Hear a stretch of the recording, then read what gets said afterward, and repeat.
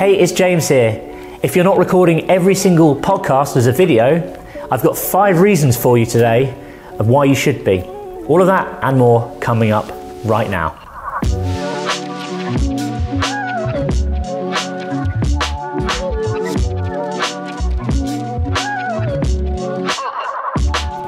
So podcasting is an interesting medium because traditionally it's been audio only, but I've got 5 reasons for you today why I think you should be recording each and every podcast that you record as a video and how it can really help boost your presence and ultimately repurpose your content. So the first reason is you have way more options when it comes to repurposing your content. If you think about a podcast as, it could be 20-30 minute recording and you're recording that as audio and video. First of all, yes, you have the audio recording. You can use that video to post to different channels. So you might upload the full length video to YouTube. Loads of people are listening to podcasts on YouTube now, not just on Spotify and Apple Podcasts. Also, you can crunch that content down into shorter form videos, which you can post on other platforms such as LinkedIn, Instagram, and Facebook. Finally, you can also extract stills from the video, which work really well for Instagram content, Facebook content, Twitter, etc.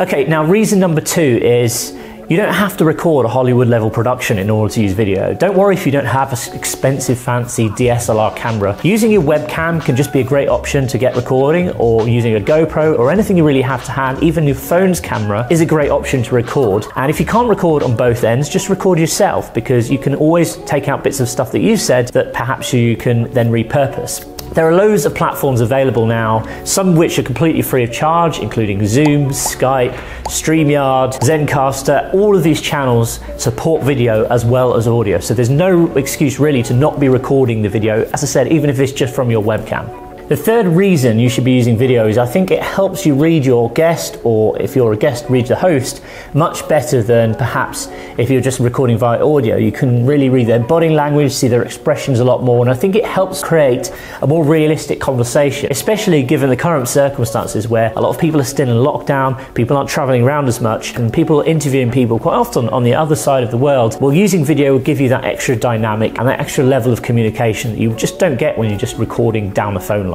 Reason number 4, it helps you get more visibility and actually just grow your personal brand online. People remember faces better than they remember voices. So make sure you get your face out there on as many channels as possible and start growing your personal brand. Reason number 5, you can actually broadcast live. This again gives you a different level of user engagement because you can do like a live Q&A at the end of the episode.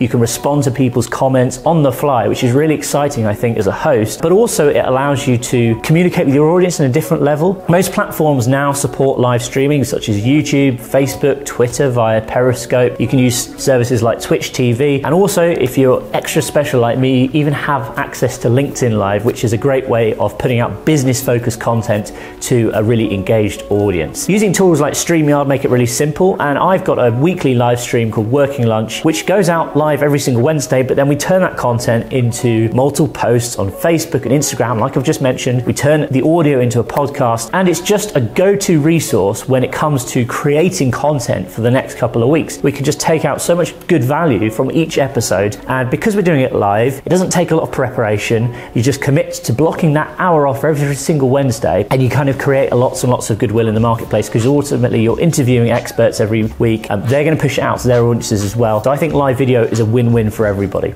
Okay, so now I wanted to give you a behind-the-scenes look how we create our Working Lunch series. How do I actually broadcast live from home, from my spare room every single Wednesday? How do we interview guests, and how do we then take that content and chop it up into a wide variety of assets, which then get run out across multiple channels, including Facebook, Instagram, Twitter, LinkedIn, etc. All right, so recording video is really straightforward. And what I'm going to be doing today is talking through a tool that I've been using for the past 6 months to do a lot of podcast recordings and also live broadcasts as well. It's called StreamYard.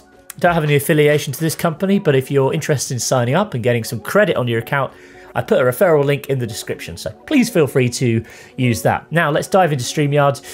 Just on the homepage here, it says it's the easiest way to create professional live streams, and it does. It's good for live streaming, but it's also good for recording podcasts as well. So what I wanted to do is just quickly talk you through how to do that. Now, as you can see here, I've got a big blue create a broadcast button. Let's just see that as a podcast. Yes, I've got it linked up to various different social media platforms. We use this for podcast.co, radio.co live streams as well.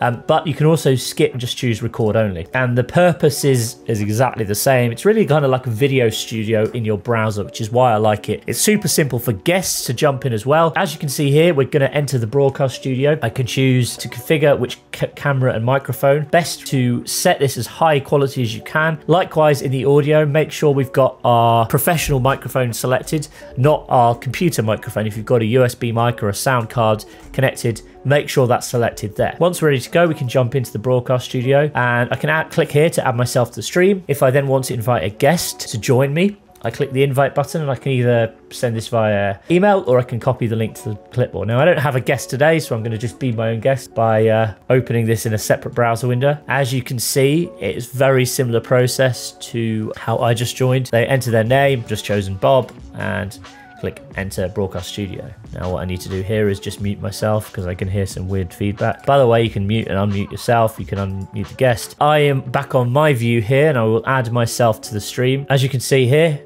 I have now 2 versions of myself, which is kind of strange, but this is because obviously the right-hand person is actually me and the left-hand person is who would be your guest, normally on a different browser. I wanted to show you some of the other cool features it offers. You can have these little banners which scroll along the bottom. Pretty cool.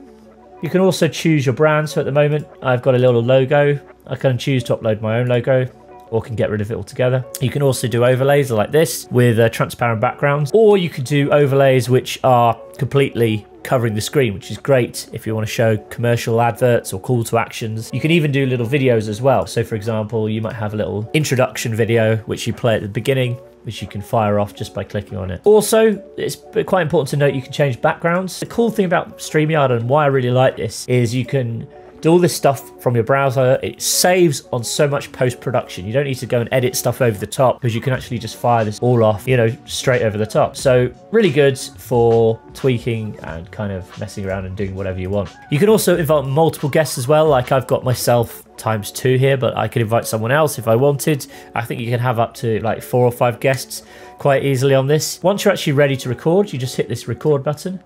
And this will actually save the recording to the cloud, which is really good. So once you finish recording, I press end broadcast. If I then head back to our dashboard and go to past broadcasts, so you can see here, I can actually download the recording. Now, the cool thing about StreamYard is it allows you to download the entire video, or you can download it as audio only and then upload that straight to your podcast. Really handy tool for recording live video podcasts. Of course, a lot of people prefer to use Zoom. A lot of people prefer to use other things like Skype or Google Hangouts Meet. I think StreamYard's great. As I say, there's a link to it below in the description, and I think you'll really benefit from using this platform, which is why I wanted to recommend it and kind of give it my endorsement. As I say, no connection to the company whatsoever. It's just super simple to create and manage podcasts using StreamYard and also live streams as well.